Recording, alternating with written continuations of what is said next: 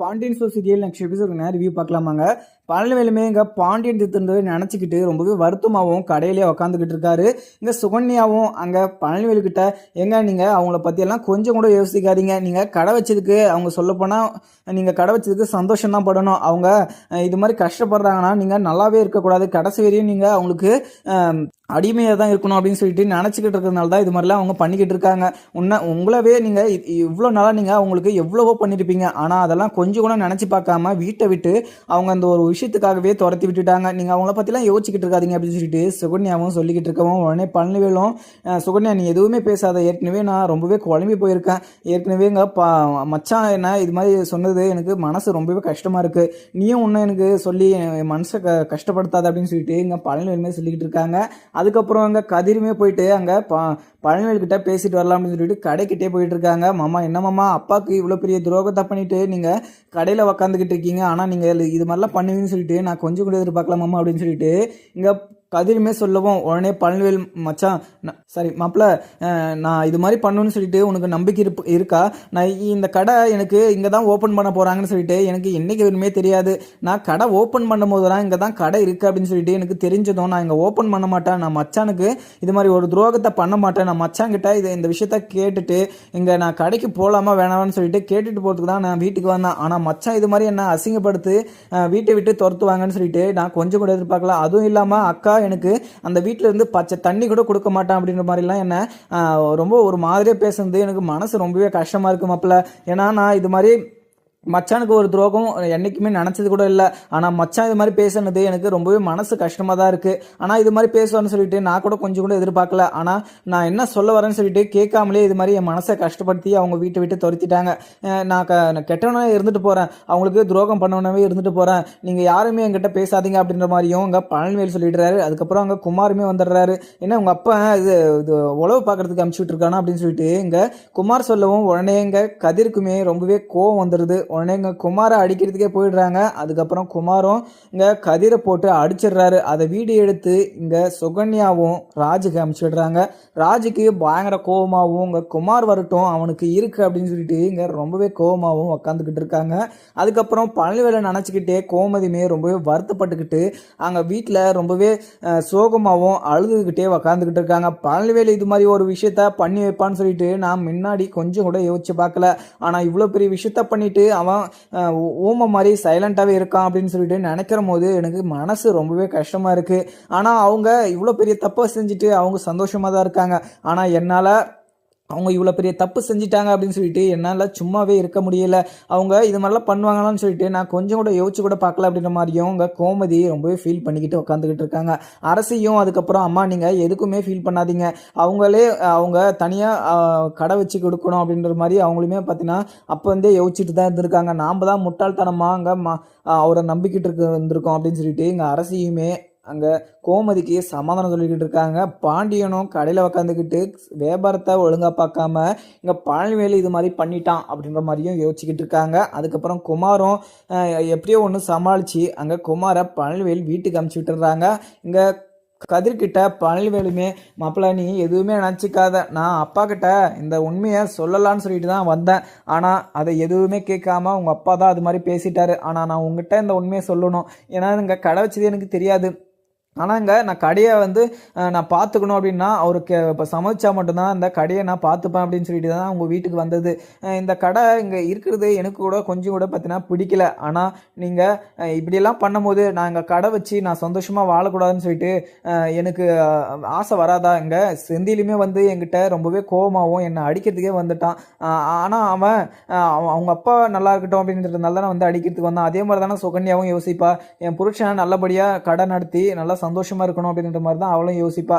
நான் அந்த மைண்ட் தாட்டிக்கே வந்துட்டேன் நீங்களாம் இது மாதிரிலாம் பண்ணுற போது அப்படின்னு சொல்லிட்டு அங்கே கதிரோட மனசையும் கஷ்டப்படுத்தி அங்கே பழனிவேலு அமுச்சு விட்டுறாரு. ஏன்னா இப்படியெல்லாம் சொன்னாதான் அவங்க யாரும் கடைக்கு வரமாட்டாங்க அப்படின்னு சொல்லிட்டு இங்கே பழனிவேலுமே இங்கே கதிரை அமுச்சு விட்டுறாங்க. குமாருமே வீட்டுக்கு போயிட்டு கார்லேருந்து இறங்குறாரு. உடனே ராஜியும் அங்கே வந்து கதிரவே நீ அடிக்கிறியடா அப்படின்னு சொல்லிட்டு இங்கே சட்டையை பிடிச்சிக்கிட்டு பல்லார்னு சொல்லிட்டு 2 அறை விடுறாங்க. உடனே குமாரும் ரொம்பவே கோவப்பட்டுக்கிட்டு ராஜி சட்டையிலேருந்து கையெடு, அப்புறம் வேற மாதிரி ஆயிடும். நீ என்ன என்ன வந்து கேட்டுட்டு இருக்க? அவன் வந்து அங்கே பிரச்சனை பண்ணான், அதனால நான் வீட்டுக்கு போடா அப்படின்னு சொல்லிட்டு ஒரு தட்டு தட்டினேன். அதுக்கு போய் நீ என்ன? அவன் தான் வந்து என்கிட்ட ஃபர்ஸ்ட் சண்டைக்கு வந்தான், அவன்கிட்டலாம் நான் போகல. அவன் தான் வாண்டடா அங்கே பழனிவேல் மாமா கிட்ட சண்டை போட்டுட்டு இருந்தான். நான் தான் அங்கே போயிட்டு அவனை வீட்டுக்கு போடான்னு சொல்லிட்டு 2 தட்டு தட்டி அனுப்பிச்சு விட்டேன். அதில் என்ன என் மேலே தப்பு அப்படின்னு சொல்லிட்டு எங்கள் குமாரன் ரொம்பவே கோபமாக கேட்குறாங்க. உடனே ராஜியும் நீ எப்படிடா அவனை அடிக்கலாம் அப்படின்னு சொல்லிட்டு இன்னும் 2 போட்டு போட்டு அப்படியே படான்னு அடிச்சுக்கிட்டே இருக்காங்க. அதுக்கப்புறம் அங்கே அப்பத்தா அங்கே வடிவு மாறி எல்லாருமே வெளியே வந்துடுறாங்க. என்ன ராஜி ராஜி அப்படின்னு சொல்லிட்டு இழுத்துமே பிடிக்கிறாங்க. ஆனால் ராஜிக்கு பயங்கர கோமாவும் அங்கே குமாரை போட்டு ரொம்பவே அடிச்சிடுறாங்க. அதுக்கப்புறம் இங்கே கோமதி அரசி அப்படின்னு சொல்லிட்டு வந்து எல்லாருமே இங்கே ராஜியை கூட்டிகிட்டு போயிடுறாங்க. அதுக்கப்புறம் அப்பத்தாமே ரொம்பவே ஃபீல் பண்ணிக்கிட்டு இனிமேல் நான் சாகர வரையும் யாரும் ஒன்று சேர்ந்து வாழவே மாட்டாங்க, இந்த பிரச்சனையில் எங்கே போய் முடிய போதோ அவ்வளோதான் போச்சு அப்படின்ற மாதிரியும் அப்பத்தா ரொம்பவே, ஏன்னா 2 குடும்பமும் சேர்ந்து சந்தோஷமாக இருக்கணும் அப்படின்னு சொல்லிட்டு தான் இங்கே அப்பத்தாக்கு ஆசை. ஏன்னா பழனிவேல் கடை வச்சா எல்லாருமே சந்தோஷப்படுவாங்க அப்படின்னு சொல்லிட்டு நினச்சிட்டு இருந்தான். ஆனால் அங்கே முத்துவேலும் சக்திவேலும் இங்கே தான் கடை வைப்பாங்க அப்படின்னு சொல்லிட்டு இங்கே யாருமே நினச்சி கூட பார்க்கல. ஆனால் இவங்க 2 பேருக்கும் சண்டை வச்சு விடணும் அப்படின்னு சொல்லிட்டு தான் இங்கே சக்திவேல் பிளான் போட்டு இங்கே முத்துவேல் கிட்ட சொல்லி அதே தெருவில் கடையை வச்சு கொடுக்குறது இங்கே சக்திவேலு தான். அதுக்கப்புறம் என்ன இங்கே வீட்டுக்குமே வந்துடுறாங்க.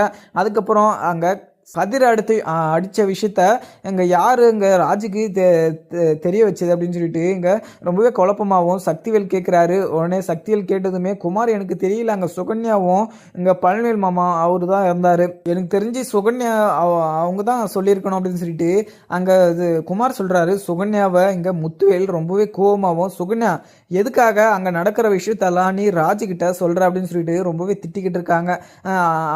அது இல்லைண்ணே அப்படின்னு சொல்லிட்டு நான் அவங்க எதுவும் சண்டை நடக்கூடாது அப்படின்னு சொல்லிட்டு தான் அதை வீடியோ எடுத்து நான் தெரியாமல் அங்கே ராஜிக்கு அமுச்சு விட்டுட்டேன். அதுக்குள்ளே டெலிட் பண்ணலான்னு பார்த்தா அதுக்குள்ளே ராஜி பார்த்துட்டா அப்படின்னு சொல்லிட்டு இங்கே சுகன்யாவும் சமாளிச்சிடுறாங்க. அதுக்கப்புறம் இங்கே வடிவும் மாறியும் சுகன்யா நீ பண்ணுறது கொஞ்சம் கூட சரியில்லை, அவங்களுக்குள்ள சண்டை உருவாக்கணும்னு சொல்லிட்டு நீ இது மாதிரிலாம் பண்ணிக்கிட்டு இருக்கியா, அங்கே பழனிவேலுக்கு கடை வச்சு கொடுக்கணும் அப்படின்னு சொல்லிட்டு நீயே தான் வந்து கேட்டுட்டு இருந்த, அதே மாதிரி வச்சு கொடுத்துட்டோம், இப்போயா அவங்க 2 குடும்பத்துக்கும் நீ சண்டை வச்சு விட்டுட்டு இருக்க அப்படின்னு சொல்லிட்டு இங்கே வடிவும் மாறியும் ரொம்பவே திட்டிக்கிட்டு இருக்காங்க சுகன்யா.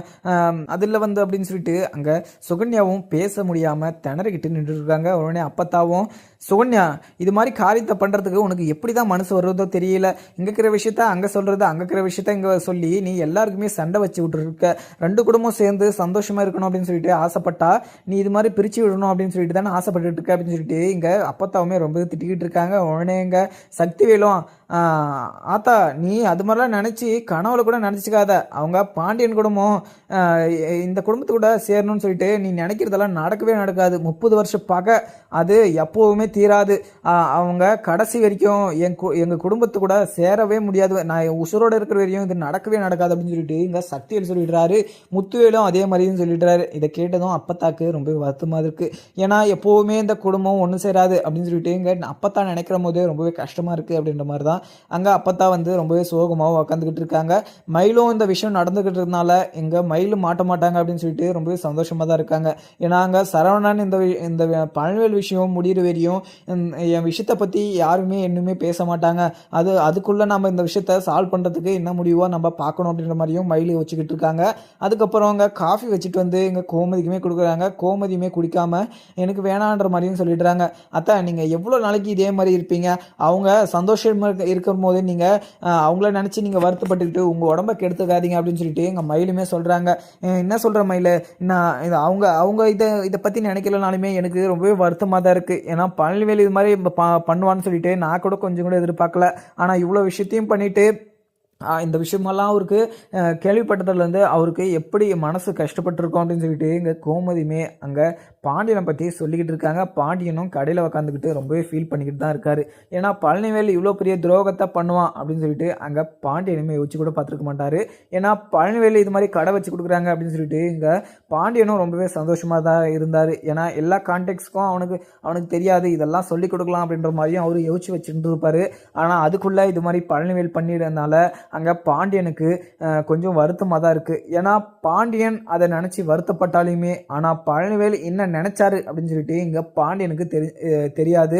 ஆனால் அது தெரியாமல் இங்கே பழனிவேலை தப்பாக நினச்சிக்கிட்டு பழனிவேலை அசிங்கமாக திட்டிட்டு ஆனால் வீட்டை விட்டு துரத்திட்டாரு பாண்டியன். ஆனால் அங்கே பழனிவேலுமே இப்போ மச்சான் நல்லா இருக்கட்டும் அப்படின்னு சொல்லிட்டு நினச்சாரு. ஆனால் அதை நீ நினைக்கக்கூடாது, ஆப்போசிட்டாக தான் நினைக்கணும் அப்படின்ற மாதிரியும் இங்கே பாண்டியன் பழனிவேலுக்கு புரிய வச்சுட்டாரு. ஆனால் அது மாதிரி பாண்டியன் இங்கே பழனிவேலை பார்த்து கேட்டிருக்கக்கூடாது. ஆனால் பழனிவேலுக்கு பாண்டியன் சொன்னதை தான் நினச்சிக்கிட்டு இங்கே அவங்க அக்காவுமே வீட்டை விட்டு போடா அப்படின்ற மாதிரியும் ஒளிவு முறையாக சொன்னது இங்கே பழனிவேலுக்கு நெஞ்சுக்குள்ளே இது ஊசி குத்துற மாதிரி வலிச்சுக்கிட்டே தான் இருக்குது. அங்கே கடையில் உக்காந்துக்கிட்டுமே யோசிச்சுக்கிட்டு அங்கே மச்சான் இது மாதிரி சொல்லிட்டாரு அப்படின்ற மாதிரி தான் யோசிக்கிட்டு இருக்காரு. அதுக்கப்புறம் ஒரு கஸ்டமர் வந்து என்னப்பா பாண்டியன்கிட்ட இருந்து வந்து தனியாக கடை வச்சுட்டு போல நல்லா நல்லா சேல்ஸ் ஆகுது அப்படின்ற மாதிரியும் விசாரிக்கிறாங்க. உடனே எங்கள் பழனிவேலுக்கு ரொம்பவே கோவமாகி எங்க உங்களுக்கு கடைக்கு வந்தீங்கன்னா என்ன வேணுமோன்னு கேளுங்க, சும்மா நீங்கள் அதை பற்றியெல்லாம் பேசிக்கிட்டு இருக்காதீங்க அப்படின்னு சொல்லிட்டு எங்கள் பழனிவேலுக்கு ரொம்பவே கோவமாகவும் சொல்லிடுறாரு. உடனே அந்த கஸ்டமரும் எதுவுமே வாங்காமல் கோவத்தோட அங்கேருந்து கிளம்பிடுறாங்க. ஏன்னா ஏற்கனவே இங்கே பழனிவேல் ரொம்பவே குழப்பமாகவும் இருக்காங்க.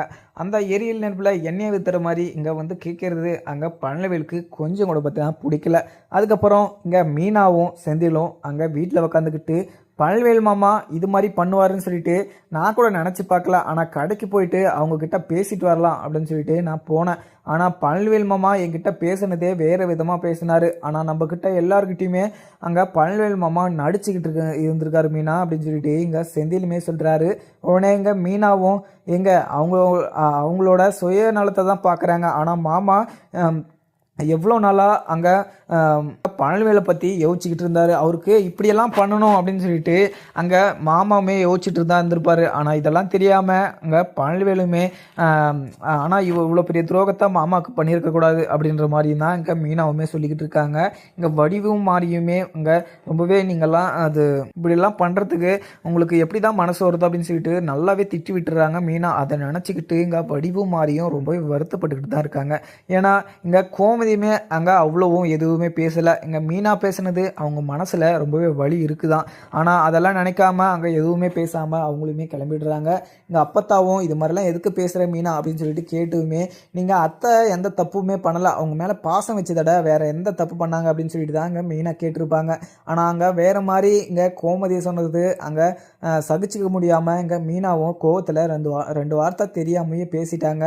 அதை நினச்சிக்கிட்டு இங்கே வடிவும் மாதிரியும் ரொம்பவே வருத்தப்பட்டுக்கிட்டு இருக்காங்க. அதுக்கப்புறம் பாண்டியனும் அங்கே கடையில் உட்கார முடியாமல் இங்கே சரவணனை உட்கார வச்சுட்டு வந்துடுறாங்க. நம்ம பேசாமல் கோயிலுக்கு போயிட்டு நம்ம வேண்டிட்டு வரலாம் அப்படின்னு சொல்லிட்டு இங்கே பாண்டியனும் கோயிலுக்கு போயிடுறாங்க.